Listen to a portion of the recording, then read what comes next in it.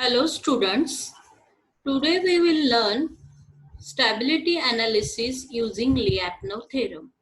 So this is one of the method to analyze the nonlinear system. So for Lyapunov theorem, firstly we can clear the concept related to that. So Lyapunov function is similar to the stored energy into that particular system. To understand this, we consider one autonomous physical system. So this is the representation of the autonomous system, and so this autonomous system, and V of S is related to total energy associated with that system, and the derivative of V of X is rate of change of energy, and it should be the negative for all. So this is requirement for the Lyapunov function, and it should be negative as well as the Lyapunov function should be positive at the equilibrium point. For example, here we assume the one spring mass damper arrangement, and everyone know the differential equation for this spring mass damper. So this is the differential equation, and the state model is represented like this. Now, energy is related to the potential energy as well as the kinetic energy. So, energy stored into this particular system is indicated by x1 and x2, and it should be greater than 0, and at the 0 it should be equal to 0. So, it indicates that it is a positive energy. And the rate of the change of that particular energy is calculated using this partial differentiation with respect to the each and every state variable, and using this we can understand the difference is similar to the minus fx2. It is indicate that it is a negative, so it is related to damping should be positive, and that. So this is the energy calculations and the rate of change of energy calculation for that particular system. Now to analyze the Lyapunov theorem, firstly we should clear what is the positive definite, what is the negative definite, and to understand these the Lyapunov functions, we always consider it as a quadratic form. So to understand the quadratic form, so this is the equation, and what is meant by the quadratic equation or the functions. So each and every we can say the each and every part should be the second degree. So here it is the second degree, this is also two variable second degree, this is the second degree. So for this equation, the V of X is a quadratic function, and the non-quadratic equation example is this. See here x1 square into x2. So this is a third degree, so it is not the quadratic equation. Now definiteness of that particular function. So to understand the definiteness, it is a four different types.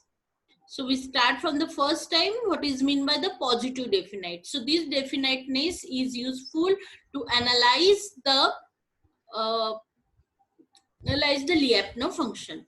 So the positive definiteness is indicated by when x is less than 0. So x of x should v of x should be greater than 0, and v of x should be equal to 0 when x of x is 0. So this condition is satisfied the positive definite. Positive semi-definite is indicate that it is equal or greater than 0 when x is not equal to 0. So this equal to condition is added for semi-definite. Then opposite to the positive definite, negative definite, that v of x should be greater than 0. So that is x of 0. And v of x should be less equal to 0. So that is x is equal to 0. So these are the function minus, so both equations should be negative. The conditions should be negative. The negative semi-definiteness is that it is less than or equal to 0 when x is not equal to 0. Then v of x is equal to minus x1 x2 square. Then x1 is equal to minus x2, v of x is equal to 0. These are the few examples for positive semi-definite. This is x1, x2. If both are 0, it indicates z equal to 0. So it is positive definite. Then negative positive semi-definite minus x cube is x2 is equal to 0. It is a negative semi-definite. Means whenever we put the 0, it should not equal to 0 for the definiteness. Otherwise, it goes to the semi-definiteness. And v of x is said to be the indefinite if it is not satisfied any four conditions of the given equation. And when it is indefinite, so the system tends to the instability for the Lyapunov theorem. Now to understand these, we can solve the example using Sylvester criteria. So Sylvester criteria is that x dot x transpose p of x.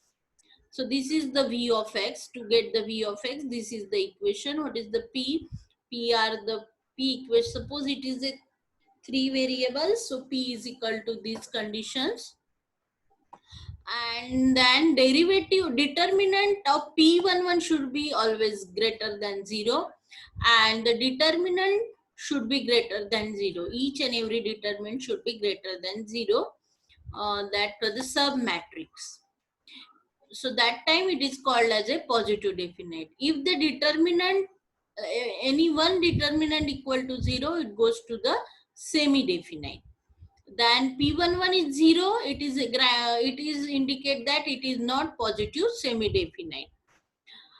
To get the v of x is said to be the negative definite. For that, what we have to do, minus v of x is equal to positive definite. So just add the minus sign and make it as a positive definite. It goes to the negative definite. Why we have to do? Because using Sylvester theorem, we can't find the negative definition. Now we solve an example using Sylvester theorem, that is a v of x is equal to 10x square. This is the one example. Now using this, we have to just put the coefficient.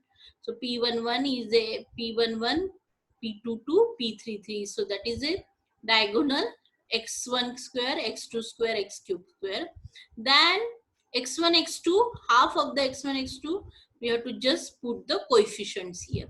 So see here, x1, x2 coefficient is 2, half of the 2 is 1. Here x2, x3, x2, x3 the minus 2, half is minus 1. Here 4 is there, and then opposite to this, similarly, reflection of the lower matrix. Now P11 is 10. Okay, the first condition is satisfied. Now determinant of 10, 1, 1, 4 is greater than 0, and determinant of P is greater than 0. It indicates that given x of v of x is a positive definite. If one of these determinant is negative, is equal to 0, it goes to the positive semi-definite.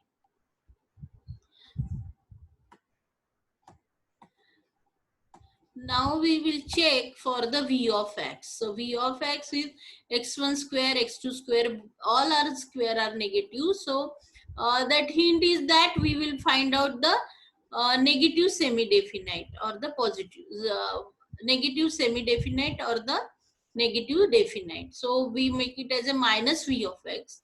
Then put the p value, and it indicates that all values are satisfied. So it goes to the negative definite, and negative v of x is a positive definite for this example. So like this, we will solve the more examples. Again, one more criteria.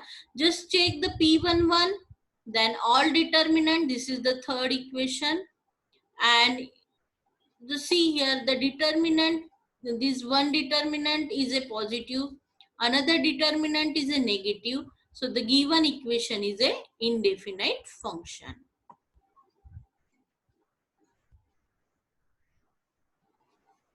Here, for this equation, all are the 0. P11 is also 0. Determinant is also 0. So it is not positive definite. but it is positive semi-definite because the determinant tends to 0. When P11 is 0, positive definiteness is lost. Hence, the function can be written as a indefinite or the positive semi-definite.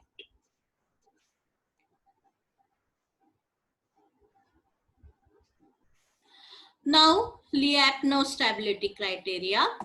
So we understand how to find out this positive definiteness and the their negative definiteness. The first theorem is we consider the one autonomous system. As we know, we have to put the constraint for the nonlinear system. Then where the origin is the equilibrium point, the first condition. Second is zeta is greater than 0 and the norm of x is equal to or less than zeta. That time the first condition v of x should be the positive definite. Then v dot should be the uh, v of x should be positive definite. This is the condition. Then v of x should be continuous. When we calculate the continuous partial derivative of the x, then v dot of x is negative semi-definite. So this is the equal to or less than 0. V dot of x should be the negative semi-definite. So when this condition is satisfied, we can say the given system is stable. Second theorem is the first condition remains same, that is a v of x is positive definite, but v dot of x should be negative definite, not the semi definite. It is a negative definite, so is less than 0.